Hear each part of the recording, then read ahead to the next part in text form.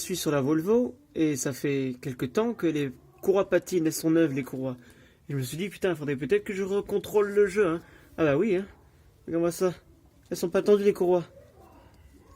Les courroies de mon Variomatic, n'étant pas tendues, forcément, elles ne pouvaient que me faire la misère quoi. Donc voilà. Voilà, donc je vais retendre ça.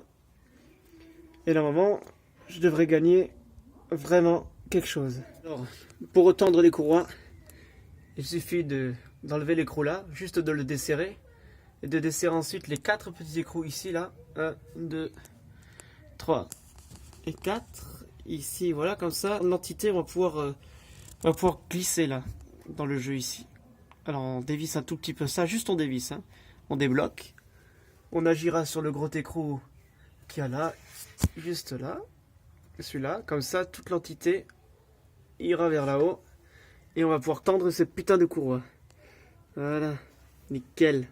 Une fois que vous avez donc débloqué les 4 écrous du Variomatic, que vous êtes en train de progresser sur la longueur de vis, donc ça va vers l'arrière, hein, voilà, ça progresse. Les courroies se tendent, là elles sont tendues comme un string les putes. Et en fait, ce que ça fait, c'est que les 2 poulies là vont s'écarter. Et normalement, au centre, on peut le voir sur celle-ci, il va y avoir un jeu qui va se créer. Et c'est ce jeu qu'on doit régler. Et le jeu entre les 2 poulies, ici, doit être d'environ 1,5 mm. Et hop, on met ça là-dedans. On contrôle si elle passe, on règle tout. On n'aura plus qu'à fermer ça. Et les courroies seront réglées. Voilà, encore après quelques tours de petits boulons, mes poulies se sont encore écartées. Et j'ai obtenu mon jeu d'1,5 mm.